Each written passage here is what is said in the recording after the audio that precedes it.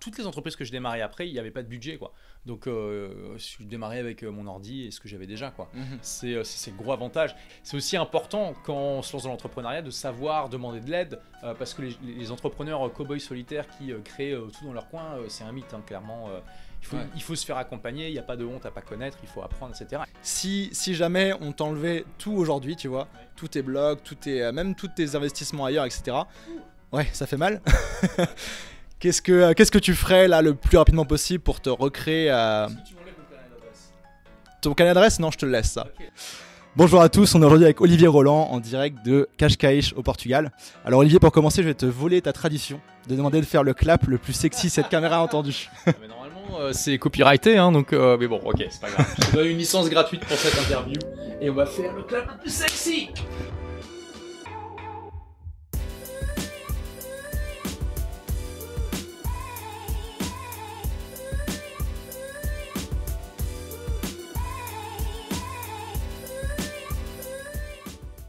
Bah écoute, content de te retrouver ici au Portugal. On s'était vu il y a 1 an à Montréal. Ouais. Et sans relâche, j'ai continué à faire les follow-up pour l'interview que tu m'avais promise. Et voilà, ça arrive comme quoi la persistance, ça marche. Ouais, et puis là, on a de la chance d'être au même endroit, au même moment, vu qu'on voyage pas mal tous les deux.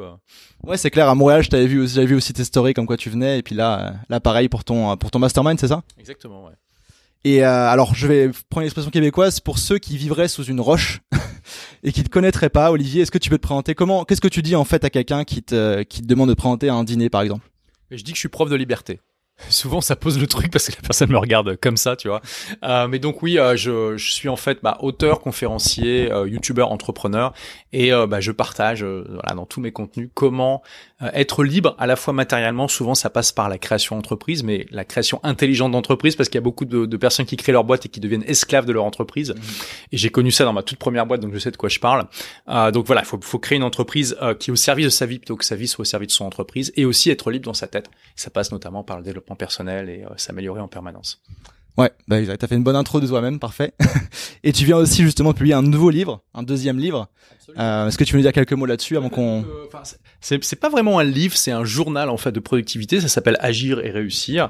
Et donc le but c'est que vous l'utilisiez tous les jours pour vous assurer que vous fassiez un petit pas ou un grand pas pour aller vers un objectif ou des objectifs qui vous tiennent à cœur.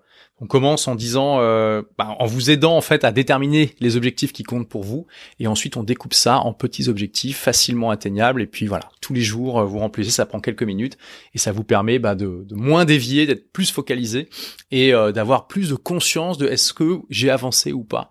Ce jour-là, cette semaine-là, ce mois-ci, est-ce que j'ai vraiment avancé ou j'ai plus procrastiné? Dans ce cas-là, il faut que je me réveille.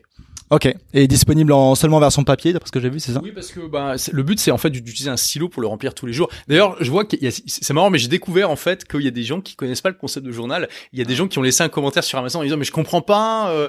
Moi, je suis un fan du livre du précédent livre d'Olivier Roland. Là, c'est pas un livre, il faut remplir avec son stylo. Pourtant, c'est bien expliqué, mais voilà. Donc, c'est un journal de productivité. Bien sûr, il y a quand même du texte. Hein, on vous explique la théorie. C'est appuyé par plus de 80 études scientifiques qui sont toutes citées dans le journal. Et on a, le journal a aussi été testé par 100 volontaires pendant 1 mois qui ont fait beaucoup de retours pour affiner la formule. Ok, très cool. C'est vrai que moi j'avais suivi pendant longtemps le 5-minute journal. Oui, je pense que ouais. Et c'est vrai qu'avoir juste un support papier dans lequel tu notes tes idées tous les jours où t'avances, c'est vrai que c'est assez important. Et j'ai vu la page Amazon du livre où tu dis que c'est pas une couverture en cuir. Ouais, parce que alors en fait tu vois c'est ça aussi l'intérêt de alors j'avais pas eu cette question pendant la phase de test, ce qui est logique puisqu'en fait c'était juste un PDF pour les bêta testeurs, mais tout de suite en fait dès que j'ai commencé à en parler, il y a des gens qui ont demandé mais attends la couverture elle est vraiment en cuir ou pas parce que moi si c'est en cuir, je peux pas l'acheter. Et en fait non, en fait rassurez-vous, c'est entièrement vegan à 2000%, c'est une couverture en simili-cuir et ça a même été imprimé en suivant la norme FFC qui de forêt gérée de manière éco-responsable et tout ça. Donc c'est vraiment à ce niveau-là, il y a pas de problème quoi. Parfait. Ouais, puis écoute, je l'avais pas vu encore en vrai, il rend plutôt pas mal, je t'avoue. C'est un bel objet. Mon éditeur m'a dit d'ailleurs que GQ l'a sélectionné pour son numéro de Noël. Ils vont le recommander comme cadeau à offrir. C'est super cool. Donc très cool ça. Ouais. Et est-ce que tu sais si Amazon le livre au Portugal? Parce que du coup moi je reste ici pour un moment. Bah oui, hein, tu peux le trouver partout. Sinon dans n'importe quelle librairie francophone dans tous les pays, ils auront ça. S'il est pas en rayon, vous pouvez le commander. Parfait. Et donc là on se capte juste 1 heure ensemble parce qu'après tu prends ton avion. Dans quel coin tu t'en vas après? Donc là je retourne en France quelques jours puis après je retourne à Dubaï. Okay. Où tu es basé, c'est ça maintenant? Je suis basé à Dubaï, effectivement. Après 3 ans à Londres. C'est ça. Ok. Ouais, parce que j'ai posé des questions dans les groupes Facebook. Bah, si les gens avaient des questions pour toi, il y en a qui disaient comment c'est de vivre à Londres, etc. Mais j'étais là, je suis pas sûr que c'est encore d'actualité tout ça. Olivier, il bouge beaucoup et. Ouais. Bah c'est ça. Bah, de toute façon, ça fait depuis 10 ans que je voyage 6 mois par an. Et puis après, j'ai décidé au bout de 5 ans, donc en 2015, de carrément vivre à l'étranger parce que pour moi, c'était une continuation de l'expérience. Je suis passé 3 ans à Londres, puis après, je suis parti à Dubaï. Mais c'est vrai que bon, je comprends. Hein, pour les gens qui suivent un petit peu comme ça de temps en temps, bah des fois je suis là, ils savent pas trop où je suis. Même moi des fois je sais pas où je suis en fait. Donc voilà. Et puis faut dire que en voyageant autant, l'endroit où tu mets ta base c'est pas aussi important que pour quelqu'un qui passe 11 mois et demi par an et qui part 15 jours à l'étranger de temps en temps, tu vois. Ouais, puis il y a aussi le concept d'avoir plusieurs bases, tu vois. Bah t'es basé officiellement à Dubaï, mais si je te parachute à Lisbonne, t'es pas perdu, tu sais exactement où trouver les choses, tu parles la langue. Absolument, oui. Bah j'ai même en 2019, comme j'ai beaucoup voyagé, c'était l'année où j'ai plus voyagé en 10 ans, c'était 9 mois. Et comme je voulais pratiquer la guitare et j'ai pas envie de me balader avec une guitare, c'est que ça déforme quand même un peu les poches. J'ai décidé de mettre une guitare un peu dans les endroits du monde où j'étais le plus. Du coup, ça m'a permis de poser un peu le truc. Donc j'ai une guitare à Londres, à Montréal, à Dubaï. Ici au Portugal et puis à Panama City aussi. Ok, ouais, j'avais vu ça. C'était un peu mes bases en 2019. Alors évidemment en 2020 j'ai beaucoup moins voyagé étant donné la situation. Mais voilà, en tout cas c'est cool d'avoir pas des pieds à terre parce que j'ai pas de logement. Hein. À chaque fois je prends des Airbnb ou des hôtels comme ici. Mais en tout cas d'avoir des bases où effectivement je connais l'endroit où j'ai mes repères, j'arrive, je connais des gens, j'ai ma guitare qui m'attend, j'ai mes lieux et tout ça et c'est sympa. Ouais. Ok, parfait. Bah écoute, ouais, c'est vrai que je sais que Tim Ferriss, il avait un peu ce concept-là aussi d'avoir des malles dans des hôtels et du coup de les faire en sorte que les gens lavent ses affaires quand ils reviennent, etc. Exactement, ouais. ça évite. Moi, en fait, j'ai un concept simple, c'est que vraiment, je voyage minimaliste. Tout est dans un seul bagage de cabine. Je mets jamais de cabine en soute. Et donc, clairement, la guitare, c'est compliqué. Ouais, il faut faire des choix. Par exemple, moi, mon sac, c'est celui que tu vois ici, là. Et justement, j'avais pas de trépied parce que je l'ai pas emporté. C'était trop gros pour mon sac. Donc, on se débrouille, on en emprunte, on en rachète un, on le revend. C'est voilà. Ok, parfait. Oui, puis ces guitares sont pas perdues. Hein. C'est des amis qui les gardent sur place et qui les utilisent quand je suis pas là. Donc voilà. Ok, ouais, bah cool concept du coup. Et alors rentrons dans le sujet directement de l'interview parce que le temps passe. Je voudrais faire un petit peu un retour sur ton histoire, ton historique. Donc j'avais vu et puis dans différentes interviews que tu avais quitté tes études à 18 ans pour te lancer avec une boîte de dépannage informatique, donc plutôt dans le service.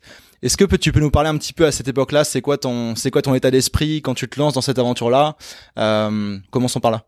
Oui, bah écoute, moi j'ai été bon élève jusqu'à peu près la classe de 4e, 3e. À partir de là, je suis devenu en fait assez, à cause de l'adolescence, enfin pendant l'adolescence, je suis devenu assez timide, assez introverti. J'ai même été le souffre-douleur de la classe en 4e, donc voilà. Et à partir de là, je sais pas, j'ai commencé à me désintéresser des études. Et dernière année scolaire, je me retrouve en classe littéraire parce que j'ai toujours voulu devenir auteur, tu vois, ça c'est un rêve que j'avais depuis gamin. Et on se retrouve dans une classe de 32 avec 28 filles. Alors aujourd'hui, je trouverais que c'est le paradis, mais à l'époque, j'étais tellement timide qu'en fait, j'étais terrifié. Et voilà, et il y avait ça et plein d'autres choses qui faisaient que j'étais pas à l'aise dans le système scolaire. Et grâce à cette timidité, en fait, je me suis plongé dans l'informatique parce que l'informatique, ça a le double avantage d'être un monde passionnant qui demande pas trop d'interaction humaine. D'ailleurs, c'est pas pour rien qu'il y a beaucoup de gens timides qui se mettent là-dedans. Hein. Et ça m'a permis de développer des compétences. Et j'étais quand même pas complètement asocial. Et j'avais des amis et un ami avec qui j'avais justement, on était fans d'informatique tous les deux. On s'est rendu compte que il y avait régulièrement, on nous demandait de résoudre des problèmes qui paraissaient insurmontables aux gens et que nous on résolvait comme ça. Et on s'est dit mais tiens, pourquoi on gagnerait pas de l'argent avec ça? Et là, on a été intelligent, on a fait du Lean Startup avant l'heure, parce que c'était genre 8 ans avant que le livre sorte, okay. même quasiment 10 ans. 2000, ouais, 2008, non, il est sorti en 2008. Okay. Donc là, c'était en 99, en fait. Ouais, et on s'est dit, plutôt que de partir direct, c'est bon, on arrête les études, on fait un business plan sur 3 ans, on va trouver les financements. Non, on s'est dit, comment on peut tester l'idée de manière concrète et simple.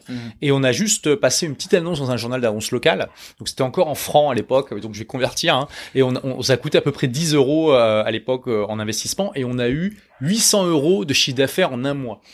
Et donc là, on s'est dit, donc juste en proposant des services de dépannage à domicile pour les particuliers dans un journal d'annonces qui était plutôt fait pour les gens qui cherchaient les bonnes affaires. Hein.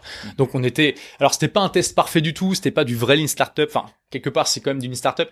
On a le prix était largement en dessous du marché, c'était au black. Voilà, voilà, c'était vraiment pour tester, mais on a vu que oui, il y avait une vraie demande. Okay. Je veux dire, on a été voir les gens, on a vu qu'on avait les compétences pour les dépanner. Ils nous ont donné l'argent dans les mains. Enfin, c'est tout de suite, ça pose la chose. Tu vois, on n'est plus en train de rêver dans notre chambre, on est concrètement sur le terrain. Et ça, c'est vraiment après une philosophie que j'ai gardée pour tous mes projets d'après. Faut toujours mieux faire un test imparfait sur le terrain que la meilleure idée dans sa chambre. Ça, c'est clair et net. Et ça, en fait, ça m'a donné. Alors, tu couples ça au fait que j'étais très mal à l'aise dans le système scolaire, j'étais plus bon élève, j'étais là pas très social et tout ça. Eh bien, les deux se sont combinés. Je me suis dit, mais génial, je vais pouvoir arrêter les études pour créer ma boîte d'informatique, tout simplement, puisque là, clairement, je le vois, j'ai la preuve que ça marche. Et c'est ce que j'ai décidé de faire. Mon ami, lui, a décidé d'être plus raisonnable et il m'a dit d'abord, je vais passer mon diplôme et tout ça. Et je lui ai dit, écoute, fais ce que tu veux, moi, je fonce là-dedans, quoi. Mais même malgré ce test sur le terrain, ça n'a pas été facile parce que, encore une fois, c'était pas un test en conditions réelles avec une vraie entreprise. Je pouvais pas te permettre de faire le prix que j'ai mis. J'y connaissais rien du tout. Enfin, voilà, j'avais 18 ans, quoi. Donc, tu connaissais ce que t'avais appris toi en informatique, mais je connaissais rien en entreprise, en gestion financière, en management, en recrutement, en stratégie commerciale et tout ce que tu veux. Donc j'avais tout à apprendre. Et heureusement, donc à l'époque j'étais à Lille, c'est ma ville natale, et je me suis connecté en fait au milieu de l'aide à la création d'entreprise dans cette ville. Moi et mon ami, on a littéralement été voir toutes les associations d'accompagnement, comme ça, vraiment, on a été dans une démarche systématique pour essayer de comprendre ce qu'on pouvait avoir et tout ça. Je me suis rendu compte qu'on pouvait se faire accompagner gratuitement, on pouvait avoir des prêts, des subventions, des prêts d'honneur, c'est-à-dire qu'on rembourse uniquement si on se plante pas et tout ça. Et donc tout ça, ça m'a aussi donné des ailes. Et pendant 1 an, en fait, je me suis fait accompagner pour mettre en place mon projet. Et s'il n'y avait pas eu ce réseau d'accompagnement, jamais j'aurais pu le faire aussi jeune. Ça, c'est clair aussi. Donc, c'est aussi important quand on se lance dans l'entrepreneuriat de savoir demander de l'aide, parce que les entrepreneurs cow-boys solitaires qui créent tout dans leur coin, c'est un mythe, clairement. Il faut se faire accompagner. Il n'y a pas de honte à pas connaître. Il faut apprendre, etc. Et vous avez vraiment plein de gens qui sont prêts à faire ça gratuitement. Enfin, en tout cas, qui sont payés ou subventionnés par l'État ou d'autres organismes ou des mécènes pour aider les jeunes et les moins jeunes à se lancer dans l'entrepreneuriat. Et c'est marrant que tu dis ça parce que moi, tu sais, en seconde, en troisième seconde, tu dois faire un stage un petit peu de découverte. Et je l'ai fait dans un truc qui s'appelait Adhère Initiative. Dans le nord de la France aussi, mes grands-parents sont de là-bas. Et justement, dans ces prêts d'honneur, etc. Et à cette époque-là, j'ai vu que c'était possible et qu'il y avait des aides qui existaient si tu les cherchais, tu vois. Et ça peut vraiment changer la donne aussi pour ceux qui se lancent. Je veux dire, j'ai eu besoin de 15 000 euros pour créer cette première boîte. Il y a un quart qui venait de ma famille. Ça, là, j'ai pris mon bâton de pèlerin, j'ai appelé toute ma famille pour leur parler du projet parce que j'avais besoin d'un apport personnel, sinon on vous prend pas au sérieux. Et c'est super compliqué de faire quoi que ce soit. Parce que, je veux dire, si vous-même vous mettez pas d'argent dans votre projet, qui va le faire, quoi.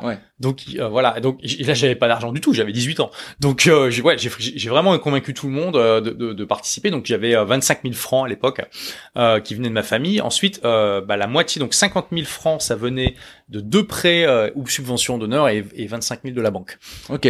C'est très facile de convaincre la banque quand vous avez déjà 3/4 du projet qui est financé autrement. Je veux dire, le risque de la banque est quand même extrêmement faible. Donc voilà. Puis mes parents ont accepté de se porter caution à l'époque aussi. Donc voilà, il n'y avait pas de risque pour la banque.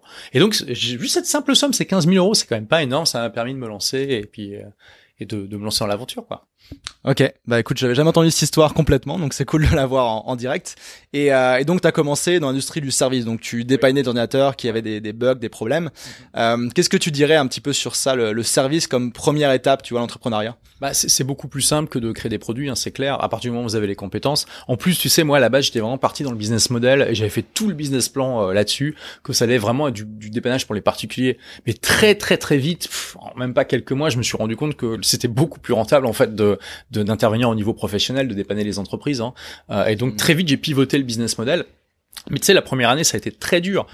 J'ai failli mettre la clé sous la porte au bout de 6 mois parce que vraiment je faisais n'importe quoi. Je savais pas du tout ce que je faisais en fait. Mais malgré mon année de préparation, je courais comme un poulet sans tête. J'ai fait surtout mon gros problème, c'est que j'avais pas de stratégie d'acquisition client efficace en fait. Voilà, j'ai passé des annonces dans La Voix du Nord, donc c'est le grand journal de la région du Nord. Et comme j'avais un faible budget, le seul truc que je pouvais me permettre, c'était la rubrique nécrologie. Ah, sympa. Ah ouais, voilà, très sympa. Et donc j'ai payé je sais plus combien pour ça. Et j'ai eu quelques clients, la plupart avec une moyenne d'âge assez élevée forcément, parce que typiquement quand t'as 20 ans, tu vas pas lire la rubrique nécrologie, tu vois. Et ça a à peine couvert les frais. Je me suis fait arnaquer par des magazines qui se faisaient passer pour des trucs légitimes alors que ça n'en était pas, etc., etc. Et donc j'ai failli mettre la clé sous la porte au bout de 6 mois. Heureusement, j'ai pu obtenir un autre prêt gouvernemental à l'époque qui venait juste de sortir. Ça s'appelait le PCE. Je sais pas si ça existe encore, mais bref. Et j'ai juste 25 000 francs. Donc c'est quoi 25 000 francs? C'est 6 000 euros, un truc comme ça. Et ça m'a suffi à mettre la tête hors de l'eau et à faire en sorte que la boîte dure plus de 10 ans et que je la revende pour une belle somme après. Mais voilà, je veux dire, ça n'a pas été facile. Passer du statut de lycéen à celui de chef d'entreprise, ça a été difficile, mais au moins j'ai quand même fait preuve d'une qualité qui pour moi est essentielle pour un chef d'entreprise, y compris pour un freelance, c'est de préférer les taureaux aux autruches. Okay. Alors quand je dis ça, les gens me disent ouais, qu'est-ce que tu veux dire exactement? C'est-à-dire que c'est super important, quelle que soit votre situation, de toujours prendre le taureau par les cornes plutôt que de faire l'autruche en fait.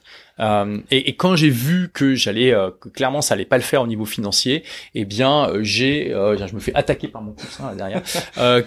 J'ai en fait directement, je suis allé voir tous les gens qui m'avaient accompagné en leur parlant du problème. Et il y a une personne qui m'a dit ah bah écoute ça tombe bien, il y a juste le PCE qui vient de sortir, on va pouvoir t'obtenir ça sans problème et tout, parce que clairement il a vu que c'était pas un problème de business model, mais un problème de trésorerie. Et que maintenant, étant donné que j'avais fait toutes ces erreurs, j'allais pas les reproduire, et que je commençais à avoir une bonne base de clientèle avec le bouche à oreille, et qu'il fallait juste un petit peu d'argent pour mettre la tête hors de l'eau suffisamment longtemps pour que ça décolle. Ok. Ouais, c'est intéressant ce que tu dis. C'est un petit peu ce que j'ai comme message aussi, c'est que j'ai eu plusieurs boîtes, des startups, des agences, etc. Et que finalement le freelancing de mon côté, c'est ce qui m'a toujours soutenu, tu vois. Et pour moi, c'est un peu le meilleur tremplin en tant qu'entrepreneur, parce que t'as moins de risques, tu vends des services et t'es rémunéré en échange. Non, je suis d'accord. T'as pas forcément d'investissement à faire. Peut-être dans ton cas pour du matériel ou je sais pas. Mais oui, c'était surtout pour avoir une voiture. Voilà, pour la. J'avais rien. Commerciale. Oui, voilà, ouais. Des trucs de base, mais même maintenant aujourd'hui, enfin toutes les entreprises que je démarrais après, il y avait pas de budget quoi. Donc je démarrais avec mon ordi et ce que j'avais déjà quoi.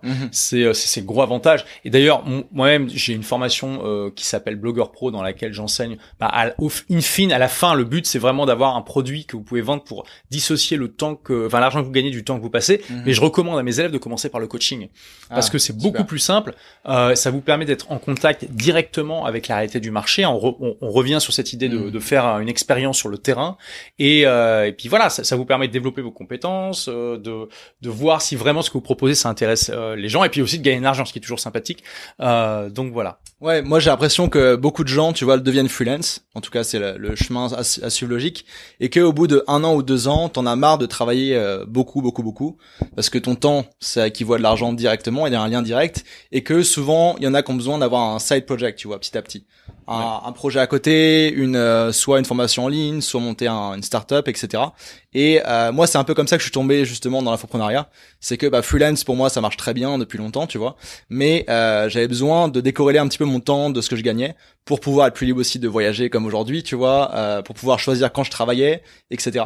Et je vois vraiment ça comme une suite logique, tu vois. D'abord, freelance, c'est le bac à sable, tu fais des essais-erreurs, t'as moins de risques. Et après, tu te dis en fait, je travaille 80 heures par semaine. Ouais, qu'est-ce que je peux faire, tu vois? T'augmentes tes tarifs, mais c'est quand même le modèle d'affaires qui est comme ça. Et donc après, les produits d'information, c'est vrai que c'est intéressant pour ça. Et du coup, j'aimerais que tu parles un petit peu du moment où toi, justement, je sais que t'as eu un moment où t'as eu un switch, t'as commencé à te former, à découvrir ça. C'est exactement ce que tu décris, oui. Ouais. Tu vois, bon, après, ça affecte pas tout le monde, mais ça affecte quand même une grande partie d'entre nous. C'est que, typiquement, c'est ce que je disais tout à l'heure, la plupart des entrepreneurs, ils créent leur boîte, puis en fait, ils se rendent compte qu'ils sont devenus prisonniers de leur propre système. Et ça, je m'en suis rendu compte à peu près 5 ans après la création. Au début, j'étais tout feu, tout flamme, c'est l'aventure de ta vie. Ça marche. Tu mets le couteau entre les dents et tu fonces, quoi, tu réfléchis pas. Mais voilà, au bout d'un moment, surtout que j'avais à l'époque 24 ans, je me suis rendu compte quand même que voilà, passer 70 heures de travail par semaine, c'est peut-être pas non plus la manière la plus épanouissante de vivre sa vie. Et je me suis dit quand même, j'aimerais avoir un meilleur équilibre de vie. Et c'est là que je me suis rendu compte que donc cette entreprise que j'avais créée pour devenir libre, c'était devenu une prison parce que c'était ma seule source de revenus. Je voyais pas comment la vendre. Je voyais pas, j'ai réussi à la vendre après, mais à l'époque, je savais pas comment faire. Je voyais pas comment diminuer mon temps de travail sans mettre en péril la rentabilité, même si j'avais déjà des employés à l'époque, mais ça reposait vraiment sur moi.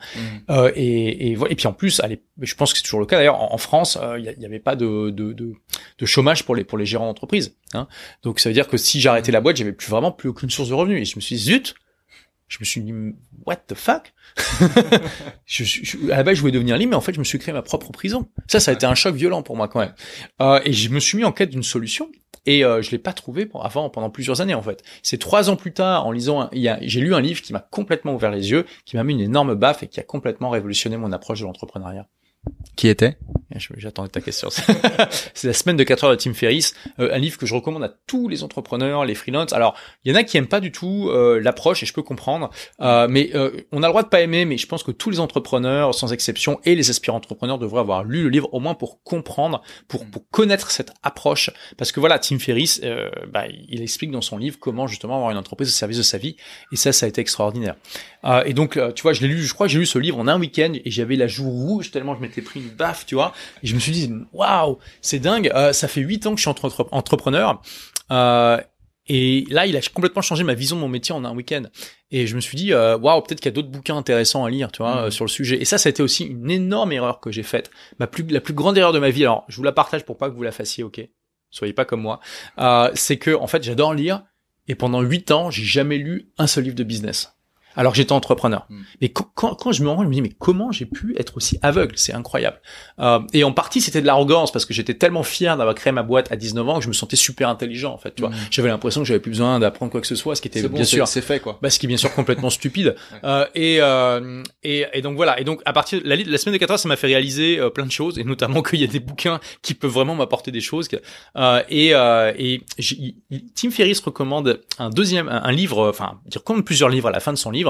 Et le deuxième livre que j'ai lu juste après, c'était The E-Myth, donc le mythe de l'entrepreneur de Michael Gerber, qui a été traduit en français depuis. C'est aussi, alors là, pareil, je me suis pris une deuxième. Donc j'avais les 2 jours rouges comme ça, bam, parce que Michael Gerber, alors ça s'écrit Gerber en français, bon, c'est comme ça. Et en fait, pourquoi ça s'appelle le mythe de l'entrepreneur? Parce que justement, dans son livre, il décrit exactement la situation dans laquelle je m'étais enfermé. Il dit voilà, en fait, il y a des millions d'entrepreneurs qui créent leur boîte pour devenir libres. Ça, c'est le mythe. La réalité, c'est qu'en fait, la plupart d'entre eux se créent leur propre prison. Et il explique pourquoi, en fait. Et moi, quand j'ai lu ce bouquin, je me suis dit, mais c'est incroyable. J'avais l'impression que j'étais le seul au monde à avoir ce problème. Alors qu'en fait, c'est une situation extrêmement courante. C'est dans la majorité des cas, les gens qui créent leur boîte se créent leur propre prison.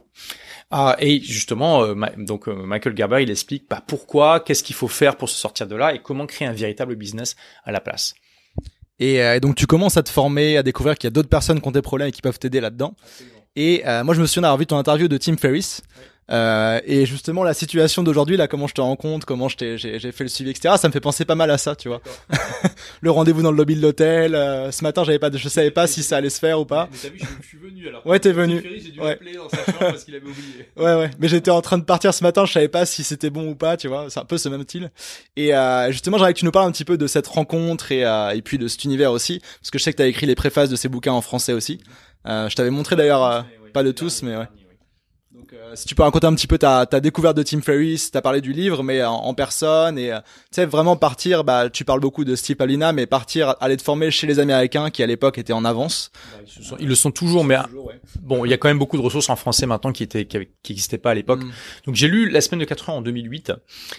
Et fin 2007, il y a un ami, Sébastien, le marketeur français, qui m'avait fait découvrir le blog de Steve Pavlina. Et ça aussi, c'était une grosse baffe parce que je me suis rendu compte que en fait, un blog, c'était pas un journal intime sur le web, qu'on pouvait en faire un véritable business. Notamment, il avait écrit en 2008 un article qui s'intitule toujours Comment gagner de l'argent avec son blog. Et il expliquait qu'il faisait $40,000 par mois en écrivant uniquement des articles sur des trucs qui lui plaisaient, qu'il avait pas besoin de travailler beaucoup et tout. Et quand j'ai vu ça, je me suis dit waouh, c'est génial, quoi. Et donc finalement, j'ai combiné cette idée de faire du blogging avec La semaine de 4 heures et avec The E-Myth, et c'est comme ça que j'ai démarré plusieurs blogs, et le troisième, ça a été le bon, c'est celui qui m'a permis de devenir blogueur professionnel, ça s'appelle Des livres pour changer de vie, et c'est notamment partie de cette découverte que j'ai faite, où clairement j'étais vraiment stupide de pas lire des livres de business pendant 8 ans, et je me suis dit, si j'ai fait cette erreur, je suis sûr qu'il y a des milliers de personnes qui la font aussi. Qu'il y a plein de gens qui se rendent pas compte qu'il y a des centaines de livres pratiques qui sont à leur portée, parce que voilà, les livres, c'est incroyable. Ça vous permet d'accéder au meilleur cerveau du monde, vivant ou mort, pour une poignée d'euros. C'est quand même un truc de malade quand on y pense. Et on sait très bien que l'écriture a complètement changé la face du monde, que d'ailleurs, il y a un livre très intéressant sur pourquoi l'Europe, qui au XIIIe siècle c'était un ramassis de pays arriérés qui se battaient les uns les autres, 3 siècles plus tard était en train de conquérir le monde. Qu'est-ce qui a fait la différence? Pourquoi c'est l'Europe et pas la Chine, qui était beaucoup plus avancée à l'époque, ou d'autres pays qui ont été conquérir le monde? Et clairement, un des facteurs principaux, c'est pas le seul, c'était l'imprimerie. L'imprimerie a été inventée en Europe et ça a permis une diffusion des idées, une accélération absolument incroyable. C'est ça aussi qui explique que au XVe siècle, l'Europe avait encore peur de l'Empire ottoman, alors qu'un siècle plus tard, c'était l'inverse. C'est parce qu'en fait, l'Empire ottoman a interdit l'imprimerie parce que pour eux, c'était la calligraphie, c'était un art divin et que c'était aller à l'encontre de Dieu que d'imprimer des trucs. Bon, voilà. Et donc, et ça a énormément freiné le développement technologique de l'Empire ottoman en fait. Et donc voilà, je veux dire, faut se rendre compte de ça. C'est un truc qui a donné un avantage énorme aux gens qui l'ont inventé, et la plupart des gens encore n'utilisent pas suffisamment le livre en fait. Et vous branchez à cette innovation technologique majeure qui est quand même déjà un petit peu vieille. C'est juste extraordinaire. Vous avez accès au meilleur cerveau du monde. Et donc voilà, tu vois, je suis assez enthousiaste par rapport à ça parce que clairement, je suis parti d'une mission avec ce blog, et c'est ça qui m'a permis de devenir blogueur pro. Et donc on accélère en 2011. Je suivais Tim Ferriss à fond parce qu'il avait changé ma vie, parce que grâce à lui, voilà, je suis devenu blogueur professionnel, j'ai revendu ma première entreprise, et ça m'a permis de devenir libre, de voyager partout dans le monde et d'inspirer plein de gens et de gagner plus d'argent que tout ce que j'avais imaginé. Et je me dis mais c'est génial, enfin j'attendais l'occasion de rencontrer Tim, tu vois. Et là, je vois qu'il organise un événement à San Francisco, le seul événement qu'il a organisé de sa vie, le seul. Tu vois, tous les autres c'est des guest speakers, mais voilà, il faut vraiment être connecté au monde pour savoir à ce moment-là, pour savoir quand est-ce qu'il va être guest speaker. Et il dit voilà, ça va se passer à San Francisco, il y aura 200 personnes maximum, ça coûte $7,000 pour ceux qui achètent le billet maintenant, sinon après ça sera 10 000. Okay. Donc c'est quand même pas donné, tu vois. Et là je me dis bon bah banco quoi, tu vois, et j'y vais. Et franchement c'est un événement extrêmement qualitatif. Le thème majeur de l'événement c'était comment écrire un best-seller. Ça m'a servi aussi après pour l'écriture de livres. Mais je suis pas allé pour ça. À l'époque, je pensais pas à écrire un livre tout de suite. Donc, j'étais vraiment allé pour rencontrer Tim et faire du networking avec d'autres personnes. Et ça a été une rencontre extraordinaire. Il y avait des gens, je veux dire, il y avait le responsable marketing d'Apple qui était là. Il y avait la responsable Europe de Virgin Atlantic. Il y avait des trucs de fou, quoi. Donc, vraiment des gens ultra qualitatifs. Et je me suis bâti un réseau que j'ai encore aujourd'hui. Des gens que je vois de temps en temps, avec qui j'échange et tout ça. C'était vraiment extraordinaire. Et ça m'a permis de rencontrer, effectivement, Tim Ferriss. C'était sympa. L'interview qu'on peut voir sur YouTube, elle est encore là. Ouais, absolument, ouais, c'est vrai. Très cool. Et donc là, t'as déjà commencé à avoir tes blogs, à créer ta formation en ligne aussi, etc. Et je sais que t'as traité ce sujet-là des milliers et des milliers de fois. J'aimerais que tu parles de quelque chose dont on parle pas forcément souvent. Oui. C'est comment tu gérais avant d'avoir réussi entre guillemets, parce que c'est subjectif, de garder la motivation, tu vois, quand tu te prends j'entends la mer là, quand tu te prends une vague dans la gueule, comment tu gères ça et comment tu gardes le cap, peu importe ce qui se passe. Et oui, bah écoute, il y a plein de, on pourrait en parler des heures, honnêtement. Il y a tellement de choses à dire là-dessus. Je pense que la base, quand même, moi, ce qui m'a toujours aidé, c'est d'avoir le feu sacré pour un nouveau projet, en fait. Tu vois, j'aime bien parler de cette histoire parce que pour montrer aux jeunes et aux moins jeunes que, c'est quel que soit votre niveau d'énergie, même si vous êtes super apathique, ça veut rien dire pour l'avenir. Vous pouvez toujours vous transformer et vous révéler à vous-même. En fait, justement, quand j'étais à 18 ans dans cette première littéraire, ma dernière année scolaire, j'étais vraiment démotivé. Je me suis fait convoquer par le directeur du lycée, qui m'a dit, Olivier, asseyez-vous, il faut qu'on parle. Donc, toi, ça pose des choses. Et, il m'a dit, voilà, vous êtes tellement démotivé que vous démotivez les profs. Il me dit, il y a des profs qui ne veulent plus faire cours quand vous êtes dans la salle. Okay. Donc là j'ai quand même j'ai halluciné mais en fait il avait raison. Tu m'aurais vu à l'époque, j'étais complètement comme ça affalé sur mon bureau et tu vois, j'étais tellement démotivé que j'étais une sorte de trou noir à énergie, j'aspirais la motivation des autres. Et 1 an plus tard, j'étais dans mon projet de création d'entreprise et là, tu m'aurais pas reconnu. J'étais inarrêtable, j'avais une énergie de malade. Je voyais une montagne en face de moi, je fonçais dedans, je faisais un trou, tu vois, comme Tex Avery, et voilà, j'étais ultra motivé. Et qu'est-ce qui a fait la différence, alors qu'il y a que quelques mois qui se sont écoulés, donc j'étais la même personne. Qu'est-ce qui a fait la différence? Je me suis lancé dans un projet qui me tenait vraiment à cœur, que j'avais absolument envie de réussir et qui me challengeait. qui était en dehors de ma zone de confort et où clairement il fallait que je donne tout ce que j'ai pour pouvoir le réussir parce qu'il y avait un risque non négligeable que j'échoue. Ouais. Et tout ça, ça m'a donné une énergie incroyable, une motivation que j'aurais même jamais soupçonné en fait. C'était, ça m'a vraiment, je me suis transformé de loc inerte à quelqu'un qui donne tout pour réussir. Et ça a été extraordinaire. Et ça m'a aussi donné beaucoup de confiance dans ma capacité à réaliser les choses. Et donc voilà, si vous, voilà, quel que soit votre niveau d'énergie aujourd'hui, même si comme moi vous êtes une trou noir à énergie et que les gens, juste être autour de vous, ils s'endorment, ils se trouvent qu'il y a un truc bizarre qui se passe, vous pouvez aussi trouver ce feu sacré et vous révéler à vous-même en fait. Et voilà, essayez de trouver un projet qui vous tient vraiment à cœur, vous voulez vraiment accomplir et qui vous challenge. D'accord? Et attention, je suis pas en train de vous dire non plus de faire le kamikaze, et moi je suis pas du tout adepte de l'école qui consiste à brûler ses bateaux derrière soi pour pouvoir avoir que une seule possibilité, c'est de réussir ou de mourir. Et non, moi j'ai toujours pris des risques mesurés. Je vous ai dit, ce qui m'a donné vraiment la confiance de me lancer dans ma première boîte, c'était que j'avais fait un test sur le terrain. Je partais pas de rien, et puis je savais que dans le pire des cas, je pouvais revenir aux études, c'était pas un problème. Mais il faut quand même, voilà, un projet qui nous challenge, d'accord, qui vraiment, on sait que si on donne pas tout, le risque qu'on échoue est énorme. Voilà, et ça, c'est juste extraordinaire. Il y a plein d'autres choses, hein. Mais je veux dire, à partir de là, une vague, en fait, qui pourrait être vue comme un raz-de-marée par quelqu'un, ça devient une petite vaguelette, en fait, parce que tu t'en fous, en fait. T'es tellement à fond dans le truc. T'as le regard sur l'horizon, quoi. Ben oui, tu te dis, oui, je veux aller là-bas. Non, oui, je vais me taper des vagues. Et alors, c'est normal, tu vois, une limite, c'est pas marrant, sinon, quoi. Tu prends une vague, tu dis, ok, une vague. Tandis que sinon, quelqu'un qui a pas cet état d'esprit, dit, oh mon dieu, une vague, oh là là, oh là là, oh my god, non, puis en plus, ça mouille, c'est dingue. Enfin bon, je veux dire, normalement, c'est normal que les vagues ça mouille, tu vois. Enfin, tu vois, oui, t'auras des obstacles si tu veux créer un truc qui a de la gueule. Si tu veux te lancer dans un truc qui te motive et qui sort un peu des sentiers battus, tu vas te prendre des baffes. Hein, je veux dire, au bout d'un moment. Et je pense que c'est aussi en t'entendant parler d'accepter que ça fasse partie du process et d'en profiter et même d'enjoy ça aussi, tu vois. Oui. Te dire que c'est marrant tu vas rigoler dans quelques mois parce que t'as fait une connerie où t'étais pas dans ton truc, quoi. Absolument. Ouais. Et justement, tu parlais de si jamais ça marche pas, etc., on échoue, tu vois. Si jamais on t'enlevait tout aujourd'hui, tu vois, ouais. Tous tes blogs, même tous tes investissements ailleurs, etc. Ouais, ça fait mal. Qu'est-ce que tu ferais là le plus rapidement possible pour te recréer Est-ce que tu m'enlèves mon carnet d'adresse? Ton carnet d'adresse? Non, je te le laisse, ça. Okay, déjà, voilà. Et donc j'ai toujours mes compétences, on est d'accord. T'as tes compétences, ouais, donc, ton carnet d'adresse. Donc pour moi c'est facile, je contacte quelques potes et je leur propose déjà mes services parce que si t'as pas d'argent, faut que tu commences à gagner de l'argent rapidement. Et le plus simple, c'est déjà de proposer mes services en tant que freelance tout simplement. Et je sais très bien qu'avec mes compétences, je peux trouver sans aucun problème des missions très bien rémunérées. Je peux aussi probablement proposer des deals ou avec une très forte commission déjà à l'avance et un pourcentage sur les ventes. Si par exemple je coach quelqu'un pour faire un lancement, avec en plus une garantie de résultat où je dis si tu fais pas autant, tu me payes pas ou un truc comme ça parce que je connais très bien ce que je peux faire et voilà. Donc je démarre comme ça me permet d'avoir un peu d'argent et tout. Puis après je rebâtis mon empire.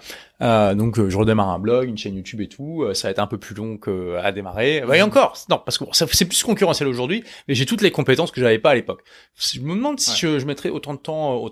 C'est une bonne question. Ça, bien, je peux pas prédire, mais je me focaliserai vraiment sur la création de contenu d'ultra qualité.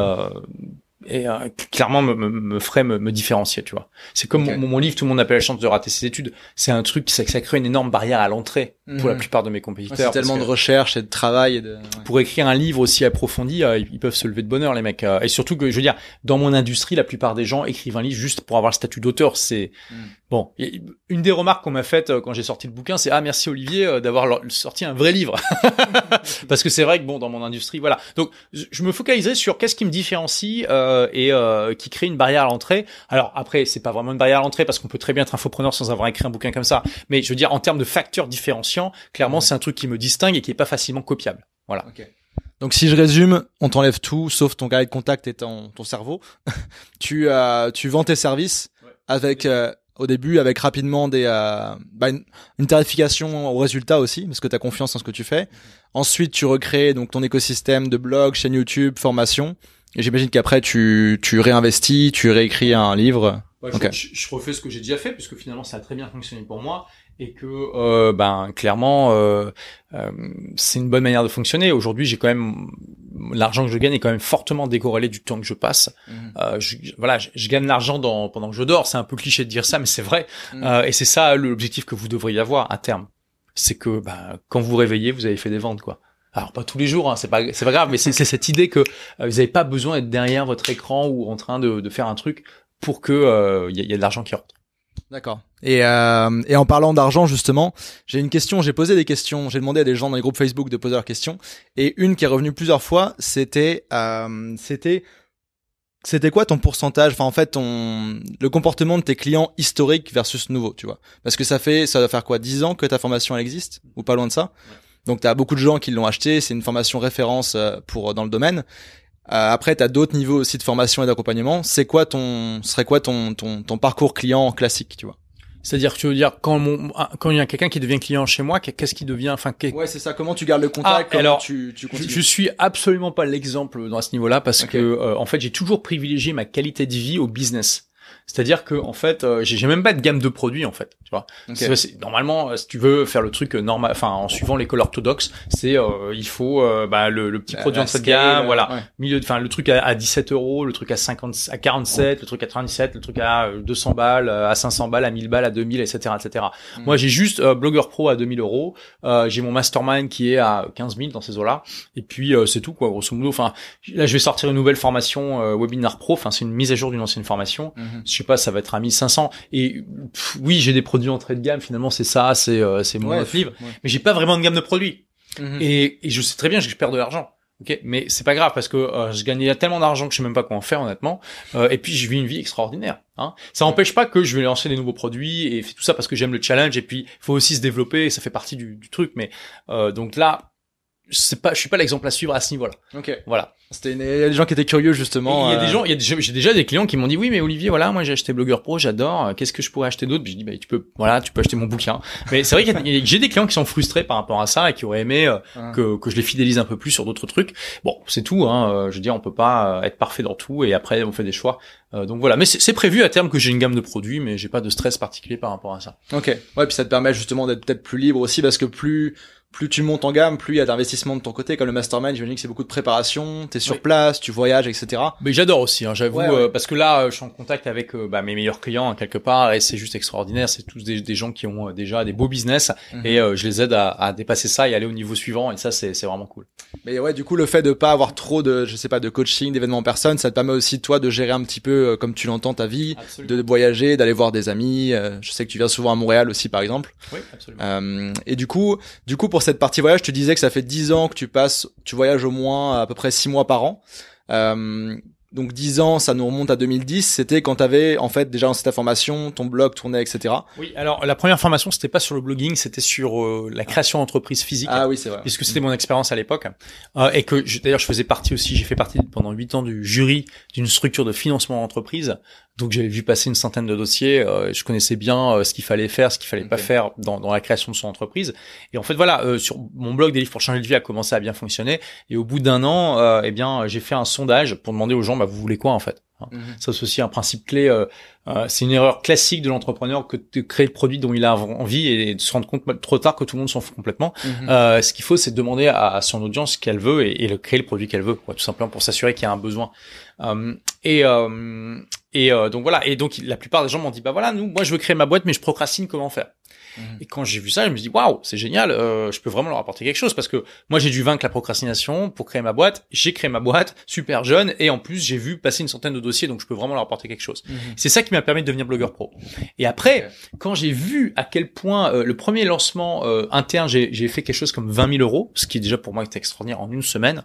Et 3 mois plus tard, j'ai fait un gros lancement public avec des partenaires, c'était 100 000 € de chiffre d'affaires. Et là j'ai fait waouh, incroyable. C'est ça qui m'a donné la confiance pour vendre ma première boîte et me consacrer à ça. Mais pareil, tout ça je l'ai fait par étapes. J'ai toujours testé sur le terrain avant. Vous voyez que je brûle jamais bateau. J'ai toujours des plans B, C, D, E, F, G, H, etc. Et notamment quand j'ai fait ce lancement à 100 000 €, je me suis dit ok, là j'ai un vrai chiffre d'affaires d'entreprise. C'est 100 000 € sur plusieurs mois, hein, c'est pas d'un seul coup. C'est 100 000 € de vente. Le premier mois j'ai dû faire 14 000 €, tu vois. Mais bon, c'est quand même un vrai chiffre d'affaires d'entreprise. Quand tu fais 14 000 € par mois, ça va quoi. Et là je me dis ok, c'est une vraie boîte maintenant mon truc, c'est cool. Mais est-ce que ça va continuer et est-ce que je vais vraiment kiffer de voyager, parce que j'ai aussi fait ça non seulement pour différencier le temps de l'argent que je gagne, mais aussi pour pour plus avoir besoin d'être quelque part. tard. Et pour pouvoir voyager, parce que j'adorais voyager, mais je pouvais pas prendre plus d'1 semaine ou 2 de vacances d'affilée. Donc ça limite quand même fortement ce que tu peux faire. Et je suis carrément, donc je me suis débarrassé, j'ai vendu un tiers de mon portefeuille client, la partie la plus chronophage.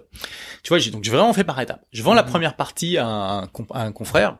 Et je me dis ok, on va tester si j'aime voyager vraiment. Et là je pars à l'autre bout du monde. Tu vois, j'avais jamais quitté l'Europe. Je pars à Wallis et Futuna et à Fidji.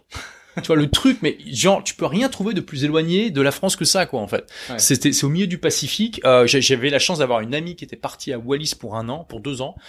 Et voilà, en plus c'est génial. J'allais vraiment dans un endroit où peu de personnes ont l'occasion d'aller, tu vois. Wallis, c'est un territoire d'outre-mer, donc c'est à la fois la France, mais pas la France. Il y a un roi. Les gendarmes ne peuvent pas pénétrer dans son palais. T'as plein de coutumes locales. Oui. Ce qui différencie les tomes des tomes, c'est qu'en fait la loi française s'applique pas automatiquement. Il y a aussi des lois locales qui ont cours, quoi. Donc tu peux avoir un roi, ce genre de truc, enfin c'est marrant, quoi. Ouais, c'est rigolo. Et donc là je reviens de ce voyage au bout d'1 mois, donc 15 jours à Wallis, 15 jours à Fidji, et j'avais trouvé ça extraordinaire, tu vois. J'ai même fait j'ai refait un lancement de ma formation là-bas pour voir si je pouvais gagner de l'argent en étant à l'autre bout du monde sur une petite île de 10 km de long, avec une connexion au milieu du Pacifique, quoi. Et je reviens non seulement, mais beaucoup plus riche émotionnellement, spirituellement et tout ce que tu veux avec toutes les expériences que j'ai vécues, mais aussi plus riche financièrement. Parce que malgré tous les frais du voyage, le fait que je fasse le lancement là-bas, ça m'a permis de gagner plus d'argent que le coût du voyage. J'ai fait, mais c'est incroyable!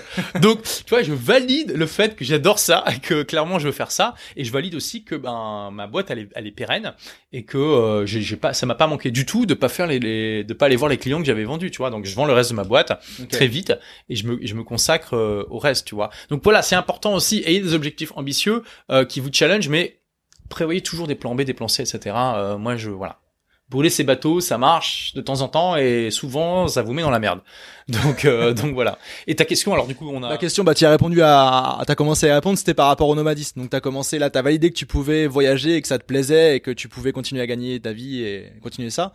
Qu'est-ce qui t'a motivé à continuer ça et je sais pas, à apprendre des langues? Moi j'ai toujours été très curieux, j'ai compris que j'adorais voyager et j'ai fait ça 6 mois par an pendant 10 ans avec des années où c'était même un peu plus que ça. Donc voilà. Et c'est juste extraordinaire. Voilà.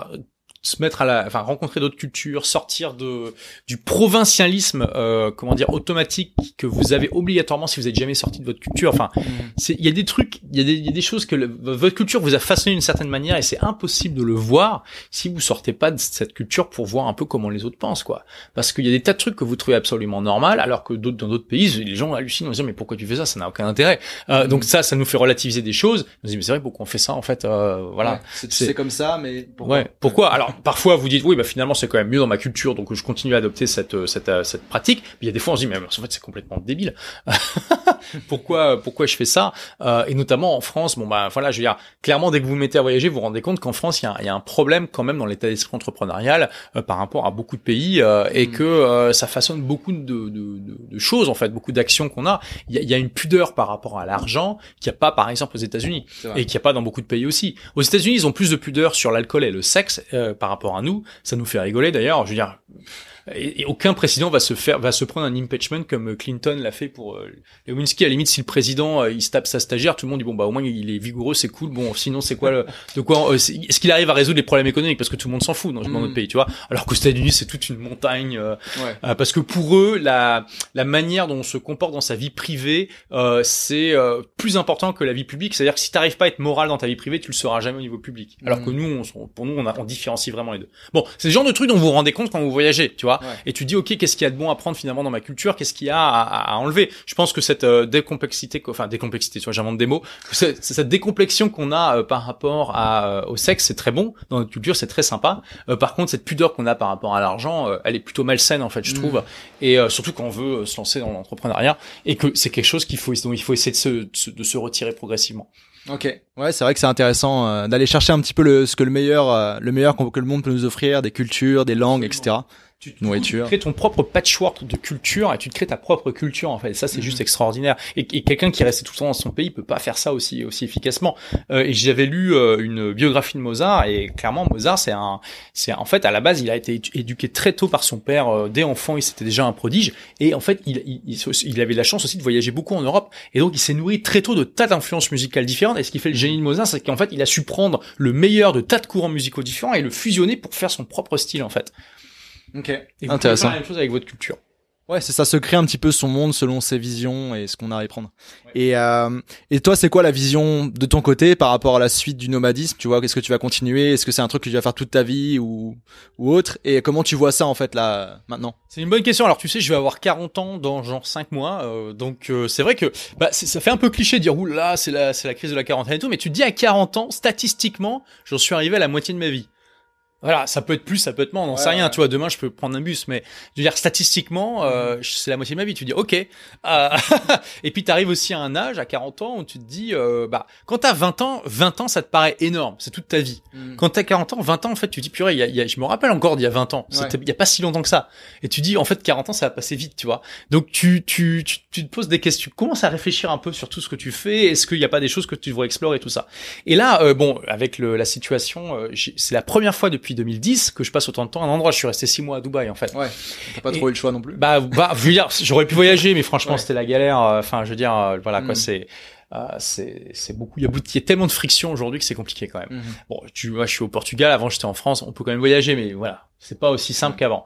Et en fait, j'ai adoré ça. De rester 6 mois au même endroit, et ça m'a permis de vraiment plonger dans Dubaï.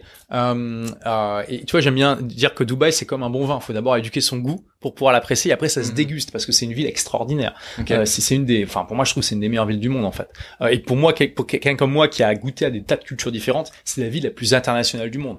Ah ouais. Je veux dire, avant, je vivais à Londres, qui est déjà extrêmement international. Je veux dire, à côté, Paris, ça fait village breton, soyons très clairs. Je veux dire, là, Dubaï, c'est encore un autre niveau. C'est des gens du monde entier. En permanence, tu rencontres des tas de personnes. Et moi, j'ai rencontré des gens de pays que j'avais jamais vu avant, quoi. Tu vois, des Égyptiens, des Ouzbeks, beaucoup de Biélorusses, de Russes. Bon, des Russes, j'avais déjà rencontré ça, mais tu vois, c'est des nationalités que tu vois pas forcément beaucoup dans d'autres pays, des Vietnamiens et tout ça. Alors, les Philippins, il y en a beaucoup, Indiens, Pakistanais. Bon, ça, ils sont beaucoup à Londres. Mais voilà, je veux dire, tu vois, c'est vraiment. Et puis bien sûr, tu as des Émiratis quand même. Et donc, enfin, je veux dire, c'est un extraordinaire melting pot. Et du coup, et pour la première fois de ma vie, puis je me suis pris aussi un appart extraordinaire parce qu'avant, tu vois, mon appart, c'était pas très important. C'était l'endroit où j'allais passer 3-6 mois par an. Moi, je me faisais plaisir en prenant des bouts Airbnb, en voyageant. Mais là, je me suis retrouvé confiné pendant 1 mois et demi dans un appart moyen. Ça m'a fait chier. Et donc là, j'ai upgradé mon appart en me disant de toute façon, j'ai pas beaucoup voyagé. Et donc là, j'ai pris un truc extraordinaire à côté de la plage avec une lumière magnifique, un appart qui est à la base prévu pour Airbnb, mais comme ça se louait plus, j'ai eu la chance. Enfin, tu vois. Et là, en fait, je me suis rendu compte pour la première fois de ma vie, j'étais dans l'avion qui m'amenait à Paris et je me demandais déjà, purée, quand est-ce que je rentre? Tu vois, first time, première fois de ma vie. Et voilà, je pense que c'est une combinaison de plusieurs choses. J'ai vraiment apprécié aller en profondeur dans Dubaï. J'ai un super appart. Il y a un peu trop de friction en ce moment dans les voyages et tout. On verra, peut-être que ça va revenir, tu vois, mais là j'explore une autre truc, tu vois. Donc je pense aussi c'est des cycles, tu vois, il y a pas besoin de s'enfermer dans un schéma. J'avais fait une vidéo sur Hugh Hefner, c'était le créateur de Playboy, qui a une vie alors là, au niveau de la liberté, c'est une vie extraordinaire le mec, Je veux dire, il avait un harem de femmes, il était riche, il était ultra influent, il a beaucoup d'ailleurs aidé dans les mouvements sociaux parce que le gars était complètement pas raciste et il invitait des noirs dans son émission dans les années 60 à une époque où ça se faisait pas, où vous perdiez littéralement la diffusion dans les États du Sud si vous faisiez ça. Donc il a eu aussi un engagement social et politique intéressant. Voilà, je veux dire, il a une vraie vie libre en accord avec ses valeurs. Vous pouvez penser ce que vous voulez de ses valeurs, mais en tout cas, il était cohérent avec lui-même. Mais il y a un moment quand même où c'est devenu une farce le truc. Parce qu'en fait, on peut lire un livre d'une de ses playmates dans les années 2000 où en fait voilà, il mort je crois à 95 ou 96 ans, je sais plus, et vous pouvez le voir à 90 ans avec une jumelle de chaque côté, donc 2 jumelles plus 3 nanas là, blondes et tout ça. Et quand on lit le bouquin de cette playmate, elle explique que voilà, le gars on va dans sa chambre à coucher, c'est une farce le truc quoi. Il a 90 ans quoi, je veux dire, bon au bout d'un moment faut arrêter quoi, c'est plus pour l'image et les habitudes qu'autre chose. Et là, il y a un moment où on peut avoir un truc qui fait sens à un moment, mais si on continue, on s'enferme dans une sorte de parodie de soi-même qui n'a plus aucun sens. Et des fois, on peut même être prisonnier. Je pense que c'était le cas de Hugh Hefner. On peut devenir prisonnier de la propre image qu'on s'est créée, en fait. Et il faut savoir s'extirper de ça aussi, parce que tu peux kiffer un truc pendant un certain temps et puis après vouloir passer à autre chose. C'est pas contradictoire. T'es pas en train de renier tes valeurs. C'est juste que peut-être qu'à 90 ans, t'as pas forcément envie d'avoir 5 nanas. De toute façon, tu peux rien faire avec. Tu vois ce que je veux dire? Parce que quand tu lis la description, lisez le bouquin, hein, c'est intéressant. Voilà, c'est bon. Donc c'est pas parce que j'ai voyagé pendant 10 ans et que j'ai aimé ça et que ça fait partie de mon image et tout ça que je vais forcément le faire juste pour l'image, tu vois. Je vais voir. Mais en tout cas, là, je pense que je vais kiffer retourner à Dubaï, profiter de ça et puis voir un petit peu. Je vais toujours adorer voyager, mais je peux probablement réduire un petit peu la voilure. 6 mois, c'est quand même beaucoup, quoi. Ok. Ouais, c'est intéressant ce que tu dis, se remettre en question aussi au fur et à mesure pour voir si ça nous correspond toujours et si c'est ce qu'on veut faire. C'est vrai que voyager c'est bien, mais faut vraiment en profiter, quoi. Si tu préfères être à Dubaï parce que tu t'es créé vraiment une base luxueuse, intéressante, etc. Ouais. Et du coup, là, on parlait plus de voyage. On va bientôt terminer. Je sais que t'as ton avis à prendre. Du côté professionnel et comment tu vois ça évoluer dans 5 ou 10 ans ton activité? Parce que là, par rapport à beaucoup d'infopreneurs, toi, t'es là depuis 10 ans, tu vois. Il y en a beaucoup qui sont lancés à 2-3 ans, qui marchent très bien. Mais toi, t'es là depuis longtemps.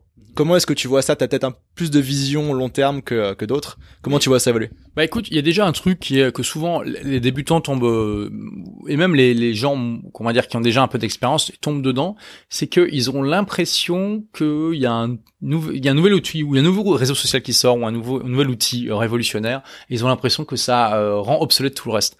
Moi, je peux te dire, j'ai vu beaucoup de révolutions arriver et dans les faits, en général, ça change pas grand-chose. Hein. Alors oui, ça rajoute des canaux de communication. Maintenant, il y a Instagram aujourd'hui, ce qu'il y avait pas, ça existait pas en 2010. Ouais. Mais c'est pas parce qu'Instagram existe que ça remet en cause, par exemple, la pertinence d'un blog, en fait. Ouais. Tous les ans, t'entends Facebook est mort, le blog est mort, etc. Les lancements sont morts. Enfin, tout ça, ça revient en permanence. C'est aussi par des marketeurs qui se positionnent comme ça. Ouais, ça marche toujours mieux dans l'esprit animal de dire voilà, tout ce que tu as dit jusqu'à présent, c'est obsolète. Maintenant, si tu veux réussir, faut absolument prendre ça. Et comme par hasard, c'est aussi la méthode que j'enseigne. C'est quelle étrange coïncidence. Tu vois. Et donc ça, il faut faire attention à pas tomber dans le syndrome de l'objet brillant et à pas croire trop au cri des loups, quoi. Hein. Okay. J'ai notamment lors de mon événement à Bruxelles l'année dernière, j'ai commencé en montrant un petit peu les modes dans l'infoprenariat depuis 2010. J'avais dit voilà, il y avait les modes du blogging au début, après il y a eu la mode du lancement orchestré, puis la mode des vidéos, puis la mode des tunnels de vente, puis la mode des high tickets. Et j'ai dit ça c'est des modes, mais c'est pas parce que un truc est plus à la mode que c'est plus efficace. Et parfois, parce que quelque chose est plus à la mode, c'est plus efficace parce que t'as moins de concurrence, tu vois. Ouais. En fait, il faut toujours, et c'est ce que et Elon Musk dit, il faut raisonner à partir des principes premiers. On s'en fout on fait pas quelque chose parce que les autres le font. Ouais. D'accord? Et c'est pas parce que quelque chose, Elon Musk, il expliquait ça en disant, au début, quand j'ai voulu inventer une fusée réutilisable, les gens m'ont dit, mais ça a jamais été inventé, donc c'est pas possible. Il a dit, mais c'est complètement débile, comme réflexion. C'est pas parce que quelque chose a jamais été inventé que c'est pas possible, sinon on n'aurait jamais rien inventé. Enfin, tout ce que vous voyez autour de vous, à un moment, il y a quelqu'un qui l'a inventé pour la première fois. Donc, c'est complètement stupide, en fait. Il dit, voilà, ça, c'est quelqu'un qui est prisonnier d'une logique fallacieuse. Il faut toujours raisonner à partir des principes premiers. Et lui, il se pose toujours la question, est-ce que c'est physiquement possible? Voilà. À partir du moment où il y a aucune loi physique qui interdit de le faire, il y a pas de raison de pas le faire, en fait. Après, c'est un problème d'ingénieur. Tu vois, d'ingénierie. Ouais. Faut juste concevoir la solution qui permet de le faire. Et là, c'est pareil. Il faut raisonner en tant que principe premier. Ok, le blog est plus à la mode, mais le principe premier, c'est qu'est-ce qui amène le trafic majeur des blogs? C'est les moteurs de recherche, c'est Google. Donc, question, est-ce que les gens ont arrêté d'utiliser Google? Non. Voilà. Ça se transforme un peu en vidéo et tout ça. Oui, mais est-ce que ça t'arrive quand tu fais des recherches Google de tomber sur des articles? Donc, est-ce que le blog est mort? Non, c'est clair. Donc voilà.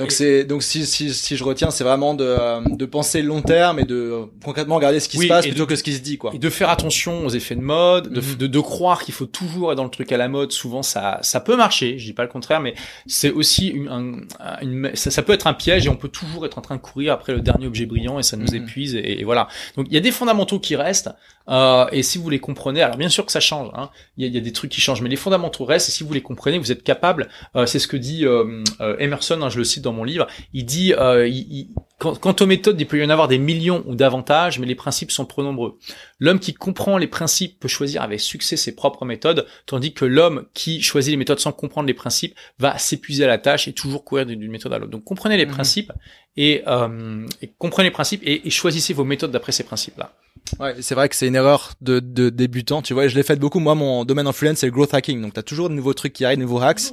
Mais, ouais, c'est ça. Donc, à partir du moment où tu comprends qu'il y a des stratégies derrière et il y a des principes, bah là, tout fait sens. C'est un peu une pyramide, tu vois. Et c'est vrai que tu bâtis quelque chose plutôt que t'essouffler à surfer sur les modes et au final, rien à voir qui en revient, quoi.